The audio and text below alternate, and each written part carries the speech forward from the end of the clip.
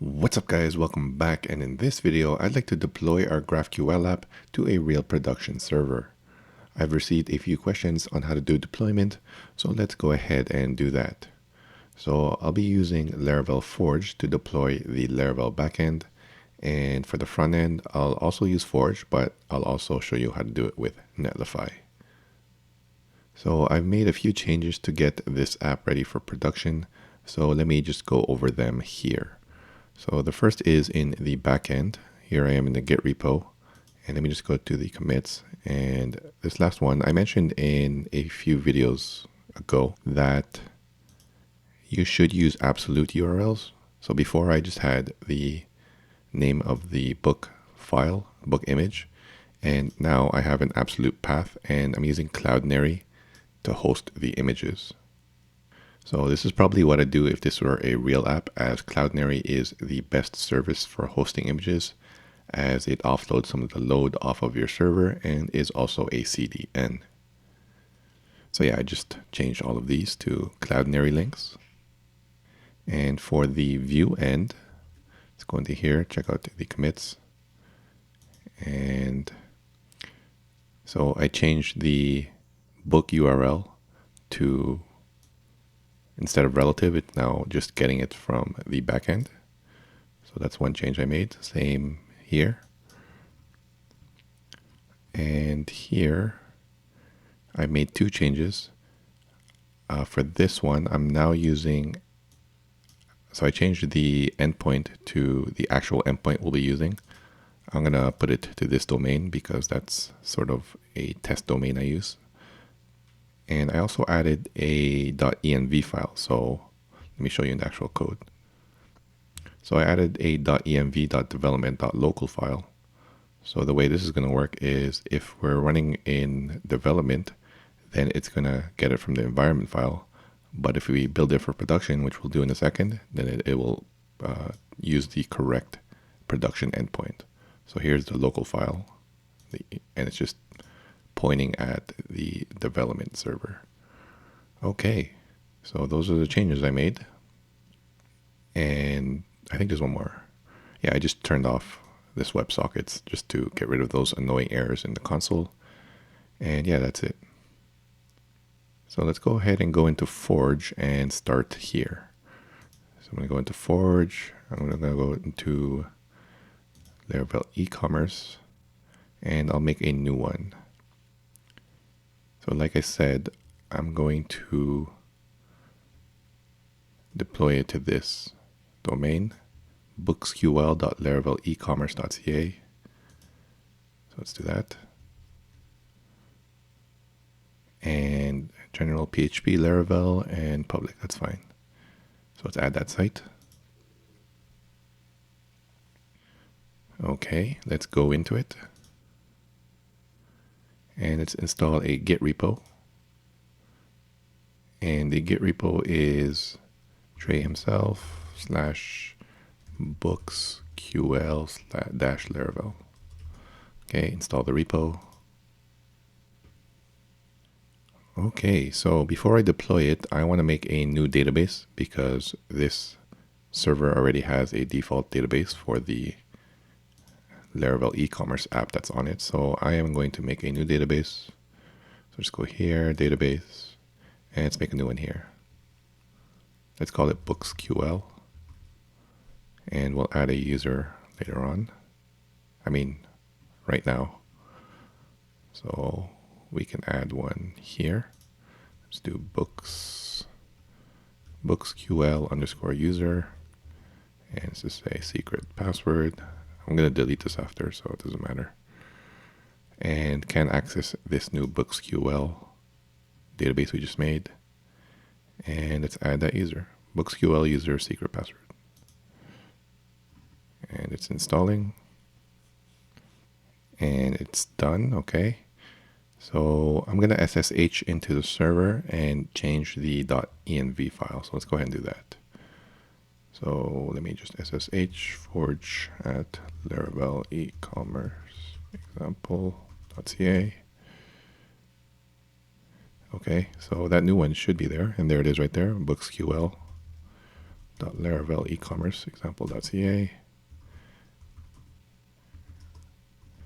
And there is an environment file. So I'm going to go ahead and change the database credentials to the one we just created.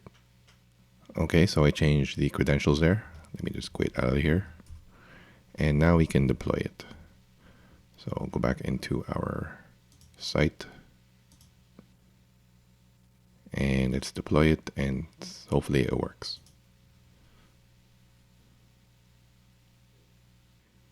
And it looks like it did work. Let's check over here. So booksql.laravel e-commerce example.ca. Okay, so it did work. I just want to quickly add SSL. It's like 2 clicks, so let's just do that. And obtain certificate, and that should do it. Okay, that's active. Let's see if it's HTTPS now. And it is, cool. So now we should be able to hit our GraphQL endpoint on this new server. So let's open GraphQL Playground. And let's go to that endpoint /GraphQL. GraphQL. And that should work. Let me just make this bigger. And yeah, this query should work. Let's see if it works. Oh, so there's no data in there yet. I have to seed the database. So let's go into here. And this is the app. We can do PHP artisan db seed. And yes. And now this should work. So there you go. There's all the books in our new server. Okay, now let's work on our front end. So all we have to do is run the npm run build command. So let me just open up a new tab here. BooksQL Vue. Okay, and I just have to run this command, npm run build. And this will make a new dist folder, which will package up everything we need to build for production. So there you go. We have this new dist folder with all the files we need, and we can just use this to upload to our server. So you should definitely make use of purge CSS to make your file size much lower for Tailwind CSS. And I actually have a video on that, which I will link to below. And let's just take a look at this in our code.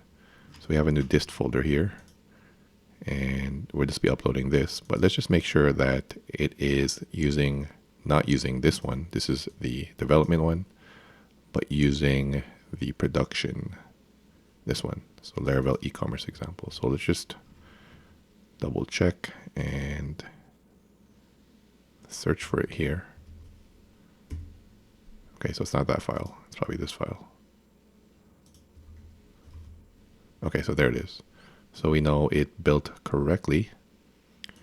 So in theory, before we throw this up on a server, we should actually be able to run it here. So I'm just going to go into the dist folder, and I'm going to run my own server. And I have an alias called server, and it just runs a PHP server. So I'm just going to do in the current directory. So I'm going to do that. And it's running in localhost 8888, and this should work. So there we go. And it's pulling from the actual server. Let's make sure it works, and it does. Cool. So let's throw this up on Forge first. So I'm going to make a new site, again on Laravel e-commerce. And I'm going to call it books. So books.Laravel e-commerce example.ca. Not to be confused with BooksQL, where our backend lives. So this is just a static HTML. So the web root will just be the root, which is fine. And let's go ahead and add this. Okay, it's done. Let's add SSL. So let's go into it actually. Let's add SSL.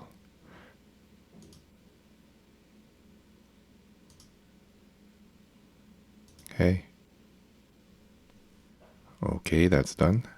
So if we hit this, so it should be books, there should be a default page there. And there is, cool. So if you want to see that on the server, it should be here. So there it is, books.laravel ecommerce example.ca. And there's this stat index.php. So this is where everything in the dist folder goes. So if you just drop it in here, it should work.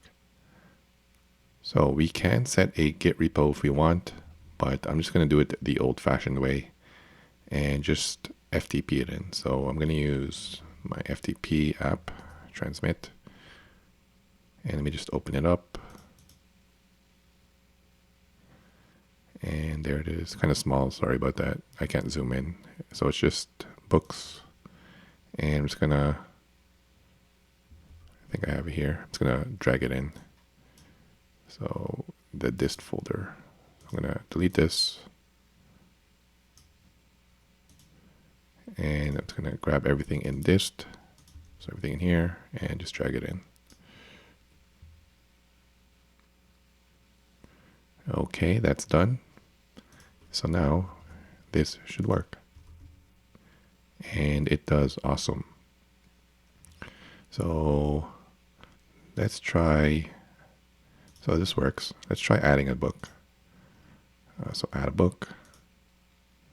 Actually, let me just grab the URL for one of the images because I'm going to be using that. So copy image address, add a book, new book, Andre's author, image, let's paste that in. This is an awesome book. Link, Amazon featured, and put it in biography. Add book, and it should be down here. And there it is. And yeah, it works. Awesome.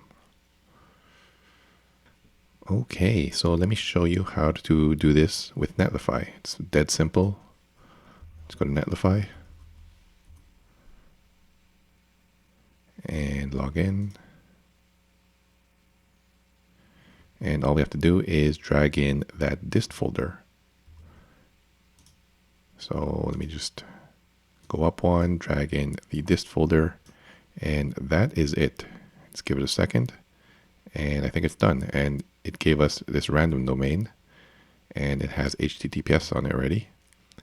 And since it's pulling from the same backend, there it is. It should have that new book we just added. And it should be right there. Cool. And everything still works. Now, if you wanted to add a custom domain, you can totally do that. And I have a video on Netlify that shows you how to do that.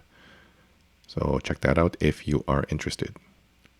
So there you have it, guys. We've deployed both the front end and back end of our GraphQL application using both Forge and Netlify. I'm not going to keep these URLs live as it's just taking up extra server resources and it's something else I don't want to maintain. But you saw exactly how I did it and can set it up on your own if you need to. Please like, comment, and subscribe if you haven't already done so. Thanks for watching, guys. See you in the next one. Okay, thanks. Bye.